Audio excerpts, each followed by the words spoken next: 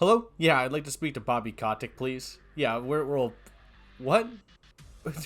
What do you mean he stepped down? That he's no longer the CEO of Activision? No, he owes me a big fat check after making that big Call of Duty video where I spoke positively of the game. I don't work for free, goddamn. Hello? Hello? Anyone there?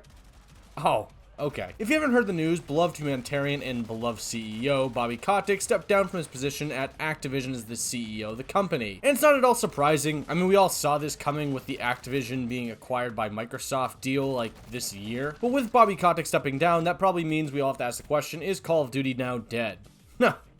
No, it's not. Call of Duty is a money train. They can literally do whatever they want and deliver the most steaming pile of garbage on our plates as much as they want, and we all still buy it. Is that a bad thing? Kinda depends on the steaming pile of garbage. If you ask me, I personally think we're in for a new era of what Call of Duty will look like. I think we're gonna get better games over the years, and I think they're gonna be more dedicated and driven to what the player actually wants. We're seeing this with Modern Warfare 3. And I think this is a great time to revisit some of the peak Call of Duty games, because there's been a ton. I mean, it's really hard to say when they're real peak of Call of Duty has been because it's all very subjective. It all depends on who you ask, because if you ask someone, they may say Black Ops 2 was the peak of Call of Duty. Some may say Advanced Warfare, maybe World War II, or maybe Black Ops Cold War. If I ever find one of these lying around again, I swear to fucking God, I will stop being so polite. Get the fuck out of my sight before I demolish you. It's really hard to say when the peak of Call of Duty is, because there's been a lot of decent or really good games over the last few years, and it just all comes in waves. You'll have a wave of really good titles and then a wave of really bad titles. Like, for instance, you had Black Ops 2, objectively one of the best Call of Duty titles we've ever received.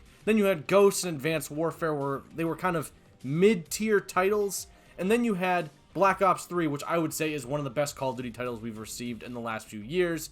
Then you had Infinite Warfare. Trash! Which is utter trash. And then you had World War II, which is still one of my favorite Call of Duty titles ever, and probably one of the most underrated ones. So it's hard to really say when the peak of Call of Duty was, because again, I don't think there ever has been one. I don't think it's ever peaked at all. I mean, it's still selling record numbers, even at this point in its lifetime. I mean, at this point, Call of Duty is literally like the Red Sox. They could put out the shittiest product on that field, and people would still attend those games. Stop going to the fucking games.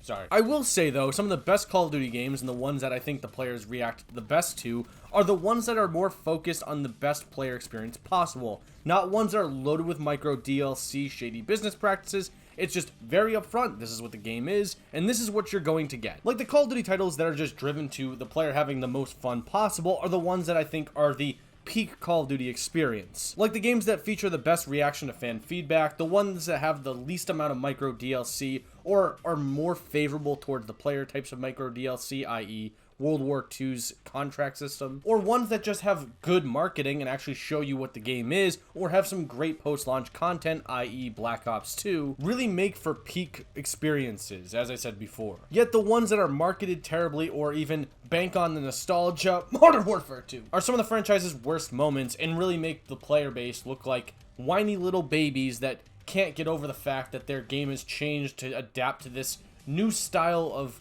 gameplay. And this is why I think Modern Warfare 3, the new Modern Warfare 3, is one of the best Call of Duty experiences we've gotten over the last few years. And yeah, I'm about to be glazing over Modern Warfare 3 here, but this is definitely one of the best, because I think the marketing was just, this is all a bunch of remasters, take it for what it is, and go on about your day. I think no matter how much I've complained about it being $70 DLC, I find the game extremely fun and can still continue to play it to this day. Which for me is extremely rare, because I feel like I usually just follow the same cycle of, I play the game for a couple weeks, get really annoyed, start complaining about the game, and then all of a sudden give up on the game until like, I don't know, January, February. Or I put in the least amount of hours possible and just don't care about it until, again, January, February. But with Modern Warfare 3, it feels like an experience that I just am constantly engaged in and excited to see what's to come. It's kind of like an experience that I got from Black Ops 2, World War II, or even Modern Warfare 2. It's an experience that I'm always hooked on because it feels like the game was built for me, the player, to actually play. And I think that's all that really matters. I think that's what actually dictates what a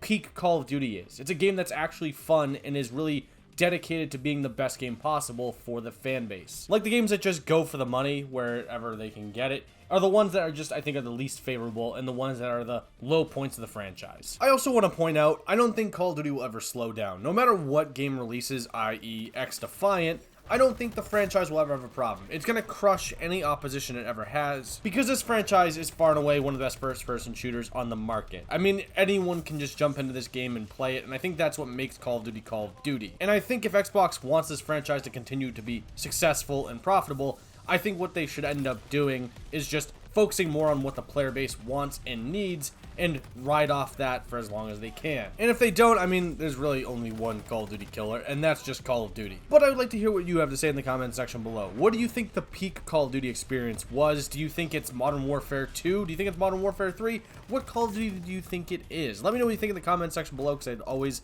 love to know what you have to say. And if you enjoyed this video, great. Maybe consider leaving a like and even consider subscribing, because it helps out the channel. If you didn't enjoy the video, well, it doesn't get much better, trust me. Thanks for watching, and well, bye. Hey Phil, it's BUSHBERRY, how you doing? I just wanted to leave you a message saying that I made that video that you asked me to make because, you know, we wanted to honor the whole Bobby Kotick thing, and then you wanted a new video. So I made the video just so you know it's going to go up, and yeah, you know, go Call of Duty. Yup, okay, alright, bye-bye.